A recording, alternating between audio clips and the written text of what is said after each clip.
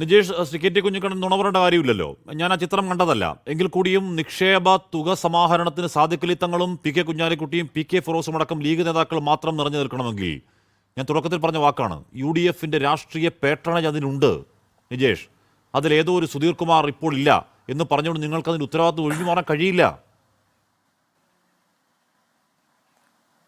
ഒന്ന് കാശ്മി, എനിക്കത് അറിയാത്ത കാര്യമാണ്. പിന്നെ ലീഗ് ഹൗസിൽ വെച്ച് ലീഗ് നേതാക്കന്മാർ മാത്രം ഈ വിഷയത്തിൽ ഒരു കാര്യം ചെയ്തു എന്ന് പറഞ്ഞാൽ അതെനിക്ക് വിശ്വസനീയമല്ല. കാരണം UDF തലത്തിൽ അങ്ങനെ ഒരു കാര്യം, അങ്ങനെ ഒരു ബാങ്ക് UDF തലത്തിൽ ഏറ്റെടുത്തതായിട്ടോ നിക്ഷേപ സമാഹരണം നടത്തിയതായിട്ടോ അങ്ങനെ ഒരു പരിപാടി നടത്തിയതായിട്ടോ വ്യക്തിപരമായിട്ട് എനിക്ക് അറിയില്ല. ഞാൻ ഈ സഹകരണ മേഖലയുമായി ബന്ധപ്പെട്ട് കോഴിക്കോട് ജില്ലയിലെ കോൺഗ്രസ് ബാങ്കുകളും അതുപോലെ UDF ബാങ്ക്, രണ്ട് തരം ബാങ്കുകളുണ്ട്, അതിലൊക്കെ നിരന്തരമായി ഇടപെടുന്ന ഒരാളാണ്. ഒരിക്കൽ പോലും ഒരു ഡിസ്കഷന് പോലും കടത്തനാട് ലേബർ കോൺട്രാക്ട് സൊസൈറ്റി കോഴിക്കോട്ടേക്ക് വന്നതായിട്ട് എൻ്റെ അറിവിലില്ല.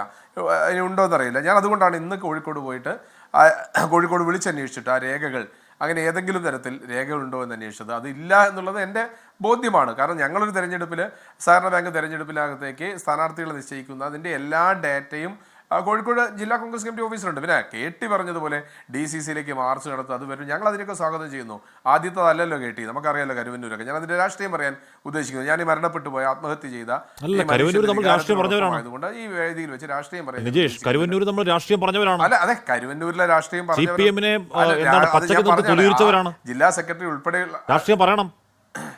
അല്ല, കോൺഗ്രസ് ഇവിടെ കോൺഗ്രസ് നേരിട്ട് അല്ലെങ്കിൽ കോൺഗ്രസുമായി ബന്ധപ്പെട്ട ഒരു സ്ഥാപനം, കോൺഗ്രസ് നേതാക്കന്മാർ നടത്തിയ അഴിമതിയും കാര്യങ്ങളൊക്കെ ആണെങ്കിൽ അതിന് ഉത്തരവാദിത്തം ഏറ്റെടുക്കാൻ ഞങ്ങൾ തയ്യാറാണ്.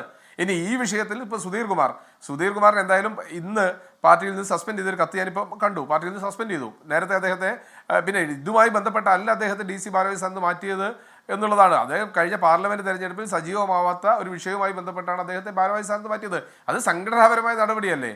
ആ സംഘടനാപരമായ നടപടി ഒരു പാർലമെന്റ് ഇലക്ഷൻ, വളരെ നിർണായകമായ പാർലമെന്റ് ഇലക്ഷനിൽ എന്തോ കാരണം കൊണ്ട് സജീവമാകാത്ത ഒരാളെ ഇതിനകത്ത് ഭാരവാഹി സ്ഥാനത്ത് തുടരാൻ സാധിച്ചില്ല. എന്ന് വെച്ചാൽ അയാൾ പാർട്ടിയിൽ നിന്ന് പുറത്തൊന്നും പോയിട്ടില്ല. ഇന്ന് വരെ അദ്ദേഹം പാർട്ടിക്കാരാണ്. ഇന്നിപ്പം സസ്പെൻഡ് ചെയ്തതാണ്. ഇനി അദ്ദേഹത്തിന്റെ ഭാഗം കൂടി, അയാളുടെ ഭാഗം കൂടി നിയമവിദഗ്ധരായ ആളുകൾ അല്ലെങ്കിൽ അന്വേഷിക്കുന്ന ആളുകൾ കേൾക്കട്ടെ. പിന്നെ പ്രഫുൽ പറഞ്ഞതുപോലെ VD സതീശൻ വന്നതിന് ശേഷം നീതി കിട്ടാത്തത് കൊണ്ടാണ് പോയതെന്നൊക്കെ പറയുന്നത് എത്രത്തോളം ശരിയാണ് എന്ന് അറിയാം. കാശ്മീർ പറഞ്ഞാണ് അതിൻ്റെ ശരി.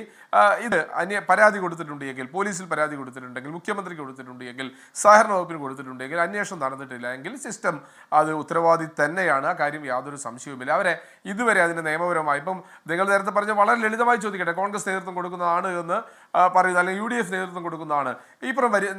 ഇന്നലെ വരെ ഭരിച്ചത് CPM ആണ്. ആ സമയത്ത് അദ്ദേഹം കൊടുത്ത ഒരു പരാതി ഒരിക്കലും വാലിഡ് അല്ലാതെ തള്ളിക്കളഞ്ഞിട്ടുണ്ടെങ്കിൽ, സഹകരണ വകുപ്പ് ചവറ്റുകൊട്ടയിൽ എറിഞ്ഞിട്ടുണ്ട് എങ്കിൽ അതിന്റെ ഉത്തരവാദിത്വം എവിടെയെന്ന് നമുക്ക് അന്വേഷിക്കണ്ടേ, കണ്ടെത്തണം എന്നുള്ളതാണ് ഞാൻ പറയുന്നത്.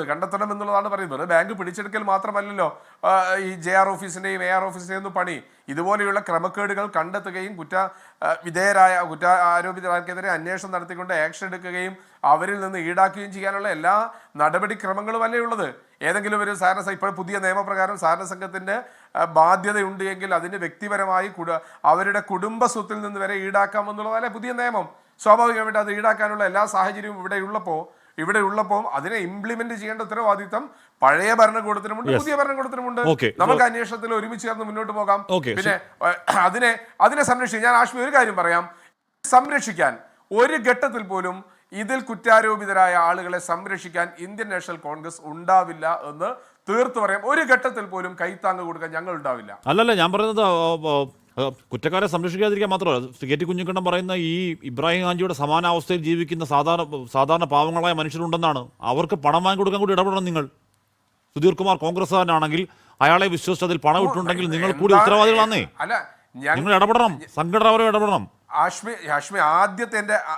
ഞാൻ ആദ്യം പറഞ്ഞ വാക്ക് ഈ സഹകരണ സൊസൈറ്റിയുമായി ബന്ധപ്പെട്ട് ഇരകൾക്കൊപ്പമാണ് ഞങ്ങളുള്ളത്. അവർക്ക് ആവശ്യമായ, ഞങ്ങൾക്ക് ചെയ്യാവുന്ന കാര്യങ്ങൾ ചെയ്യും എന്ന് പറഞ്ഞുകൊണ്ട് തന്നെയാണ് ഈ ചർച്ച തുടങ്ങിയതും ഇപ്പോൾ എത്തി നിൽക്കുന്നതും അവസാനിക്കുന്നതും. ചർച്ചയ്ക്ക് ശേഷവും അത് തന്നെയാണ്.